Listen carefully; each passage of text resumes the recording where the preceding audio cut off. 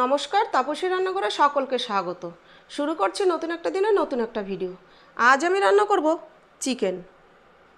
Chicken রান্না করব, direct আগুনে বসিয়ে রান্না করব না। আমি আজ একটু অন্যরকমভাবে চিকেনটা রান্না করব। তাহলে আমি চিকেনটা ম্যারিনেট করে নিচ্ছি। আমি চিকেন ধুয়ে পরিষ্কার করে নিয়েছি। ঠিক এই সাইজের চিকেনটা আমি নিয়েছি। চিকেন যে হাড় শুদ্ধই আছে, তাতে কোনো অসুবিধা হবে না। আমি এই পরিমাণে চিকেন নিয়েছি। আমি এখন দিয়ে দিচ্ছি টক দই।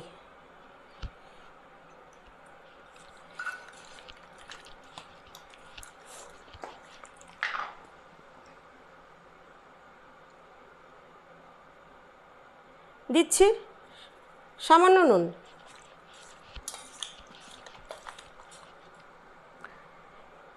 দিচ্ছি সামান্য হলুদ।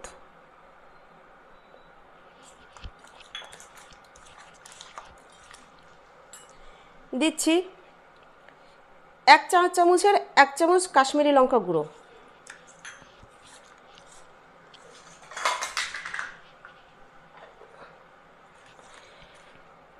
এক টেবিল চামচের মতো আমি দিয়ে দেবো কাঁচা সর্ষের তেল।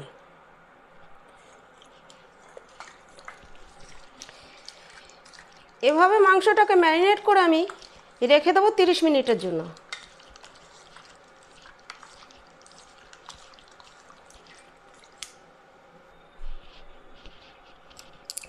এই চিকেন রান্নার জন্য আমি নিয়ে নিচ্ছি মাঝারি সাইজের 2টো পেঁয়াজ, মাঝারি সাইজের একটা টমেটো, আর 1 ইঞ্চি পরিমাণ আদা, আর 15 থেকে 20 কোয়া রসুন। আমি এই রান্নাটা করব বাটা মশলাতে। আর মশলা দিয়েছি 1 চা চামচ ধনে, 1.5 চা চামচ জিরে, আর 5-6টা শুকনো লঙ্কা। এই মশলাটা এবার আমি বেটে নিচ্ছি। পেঁয়াজ আর টমেটো আমি একদম মিহি করে কেটে নিচ্ছি।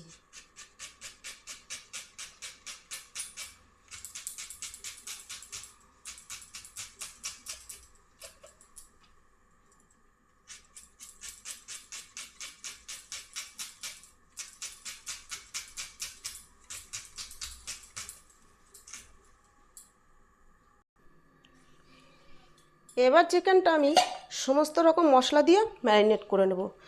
এটা ম্যারিনেট করে রেখেছিলাম 30 মিনিট হয়ে গিয়েছে। দিয়ে দিচ্ছি কুচানো পেঁয়াজ। একদম ঝিরিঝিরি করে দেখুন আমি কুচিয়ে রেখেছি। এই চিকেনটা করার জন্য পেঁয়াজটা একটু এরকম সরু করে কাটার চেষ্টা করবেন।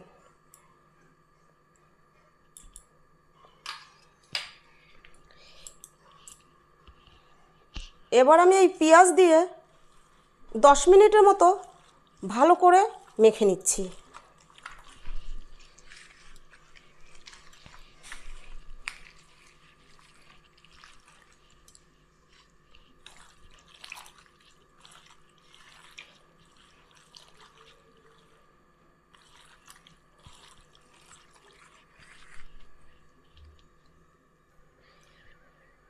আমি 10 মিনিটের মতো পেঁয়াজটার সঙ্গে চিকেনটা ভালো করে মেখে নিয়েছি। দেখুন পেঁয়াজটা একদম নরম হয়ে গিয়েছে এবং পেঁয়াজের থেকে দেখুন জল বেরিয়ে এসছে।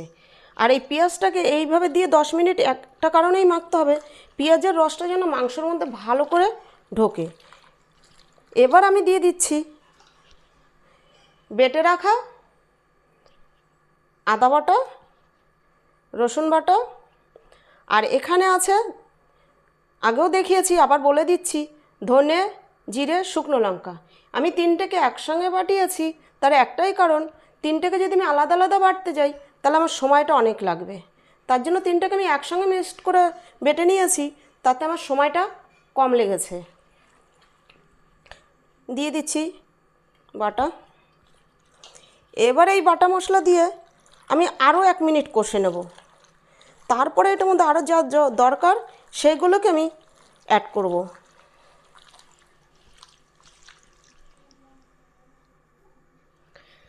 আমার সমস্ত মশলা দিয়ে মাখা হয়ে গিয়েছে। এবার আমি দিয়ে দেব নুন। তখন আমি কিছুটা নুন দিয়েছি ফার্স্ট ম্যারিনেটে। এখন আমি দিয়ে দিচ্ছি আবার পরিমাণ মতো নুন। ফার্স্ট ম্যারিনেটে আমি একটু হলুদ দিয়েছি, এখন দিয়ে দিচ্ছি পরিমাণ মতো হলুদ। এবার আমি এইটা মেখে নিচ্ছি আরও 2 মিনিটের জন্য। 2 মিনিট সব মশলা দিয়ে মেখে নিয়েছি। এই মাংসটা রান্নার পুরো টেস্টটাই আসবে এই মশলার উপরে। দেখুন আমি এরকমভাবেই মেখেছি যে মাংসটা একদম সফট হয়ে গিয়েছে।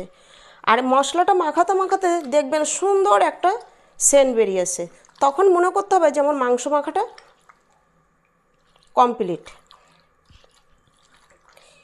এবার এটা ঢাকা দিয়ে আমি রেখে দেবো 2 মিনিটের জন্য। 2 মিনিট ঢাকা দিয়ে রেখে দিয়ে এটা যেভাবে করব তার প্রসেসটা করে নিচ্ছি।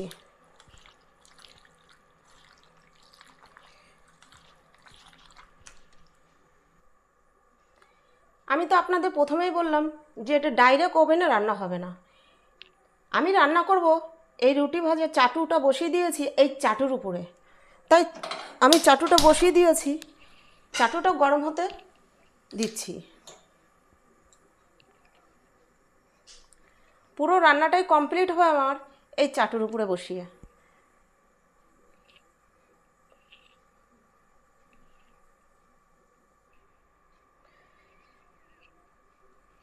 প্রথমে চাটুটা বসানো দেখে আপনারা হয়তো মনে করবেন এই চাটুর উপর কি চিকেন রান্না হয়? আরে না, চাটুর উপর চিকেন রান্না হবে না। চিকেনটা চাটুর উপর রান্না হবে বলেছি, তার মানে আমার রান্নার জন্য মেন যে বাসনটা দরকার সেটা হচ্ছে এরকম একটা বাটি।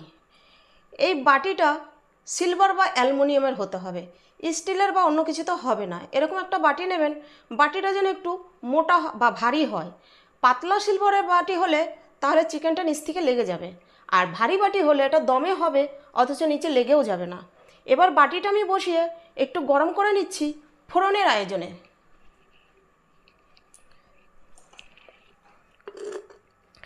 এবার এখানে আমি দিয়ে দিচ্ছি 2 টেবিল চামচ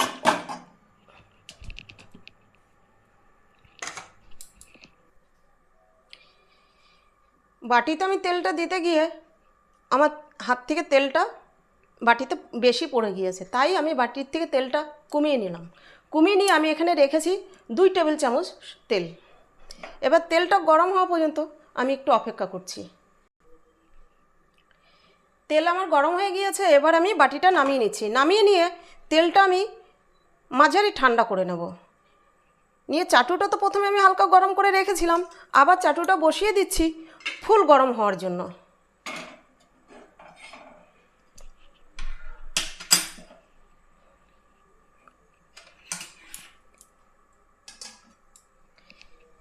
এবার তেল তো আমার গরম হয়ে গিয়েছে, এই তেলের মধ্যে আমি দিয়ে দিচ্ছি তেজপাতা আর গোটা জিরে, সামান্য দিয়েছি, খুব বেশি নয়। এবার এভাবে আমি রেখে দিচ্ছি। ফোড়ন দিয়ে এবার চাটুর উপরে আমি বাটিটা বসিয়ে দিয়েছি। এবার আমি দিয়ে দেব ম্যারিনেট করে রাখা চিকেন।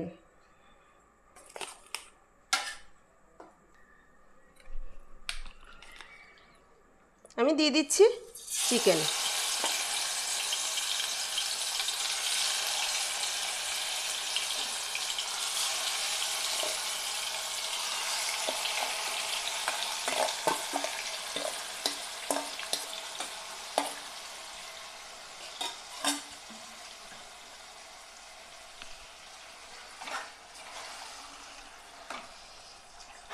এভাবেই আমি 1 মিনিট একটু নাড়াচাড়া করে নিচ্ছি।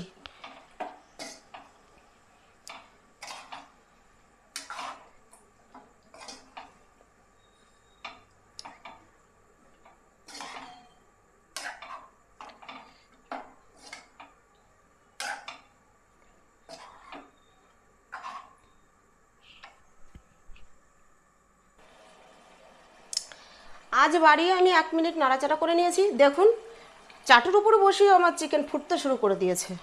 এবার আমি আর কষানো কোনো দরকার নেই।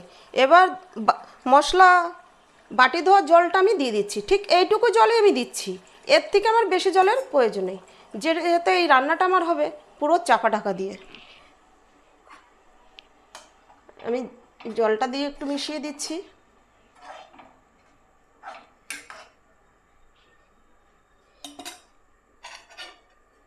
দিয়ে দিচ্ছি একদম চাপা ঢাকা। এই বাষ্পটা যেন আমার কোনো সাইড দিয়েই বেরিয়ে না যায়, তাহলে চিকেনটা সিদ্ধ হতে দেরি হবে এবং সিদ্ধ ভালোও হবে না। এই জন্য এরকম একটা ঢাকা দিতে হবে যে বাষ্পটা যেন কোনো জায়গা দিয়ে না বেরিয়ে যায়। এবার এইভাবে চাপা ঢাকা দিয়ে আমি রান্না করব।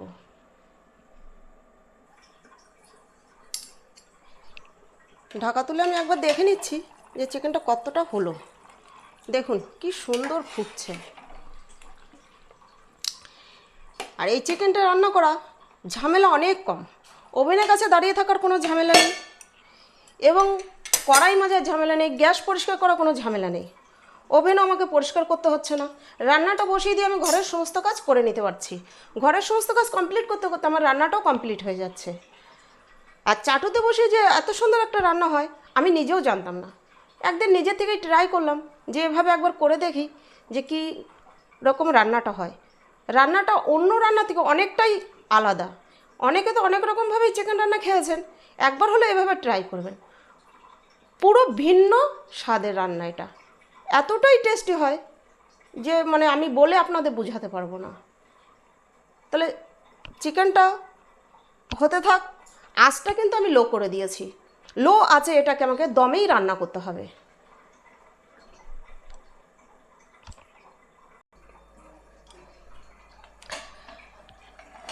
ঢাকা তুলে কিছুটা হওয়ার পরে আমি দিয়ে দিচ্ছি সামান্য চিনি, যেহেতু এটাতে দই দেওয়া আছে, দইয়ের টকটা যাতে ব্যালেন্স হয়ে যায় তার জন্য আমি চিনি দিয়ে একটু নেড়ে দিচ্ছি।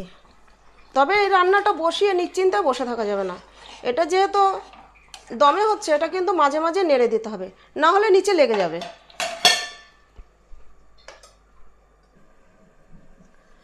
ঢাকা তুলে দেখে নিচ্ছি চিকেনটা কত পরিমাণ সিদ্ধ হলো। দেখুন আমার চিকেনটা কিন্তু 80%-এর মতো সিদ্ধ হয়েই এসছে। তবে এই চিকেন অনুযায়ী কিন্তু আপনারা একটু মশলার পরিমাণটা ঠিকঠাক রাখার চেষ্টা করবেন। আর এই চিকেনটা করার সময় আপনারা একটু হলেও কষ্ট করে শিলে বাটা মশলা দিয়ে রান্না করার চেষ্টা করবেন। শিলে বাটা মশলা দিয়ে রান্না করলে তবেই আপনারা এই চিকেন রান্নার পুরোপুরি টেস্টটা বুঝতে পারবেন। গুঁড়ো মশলা করলে টেস্টটা আসবে না। আর হয়তো কারো ঘরে হয়তো শিলনোড়া নেই, তখন কী করবেন? তার জন্য আমি বলে দিচ্ছি, আপনারা কী করবেন, পরিমাণ মতো মশলাটা, গুঁড়ো মশলাগুলো সব রকম গুঁড়ো মশলা একটা বাটিতে নিয়ে পরিমতো জল দিয়ে 30 মিনিট ভিজিয়ে রাখবেন। ভিজিয়ে রেখে সেই মশলাটা মিক্সিতে দিয়ে একদম মিহি একটা পেস্ট তৈরি করে নেবেন। তৈরি করে নিয়ে তারপরে রান্নাটা করবেন। তাহলে দেখবেন এই রান্নাটার পুরোপুরি টেস্ট আপনারা পেয়েছেন। না হলে ডাইরেক্ট যদি গুঁড়ো মশলা দিয়ে রান্নাটা করেন তাহলে পুরোপুরি টেস্ট আপনি পাবেন না।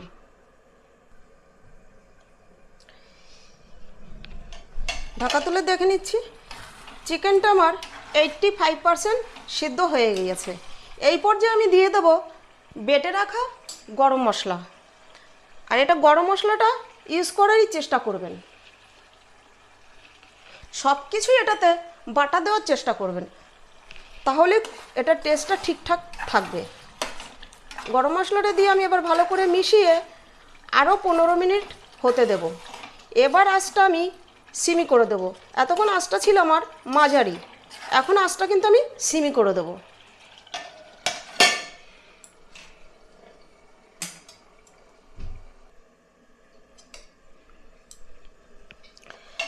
গরম মশলা দিয়ে আমি আরও 1 মিনিট দমে রেখেছি। হয়ে গেল আমার দমে চিকেন ভাপা।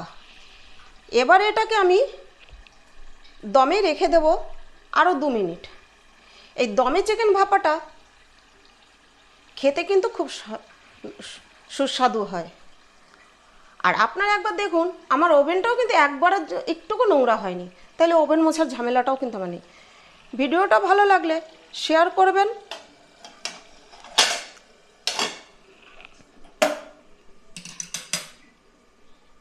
এখানেই শেষ করছি। ফিরে আসবো নতুন একটা দিনে নতুন একটা ভিডিও নিয়ে।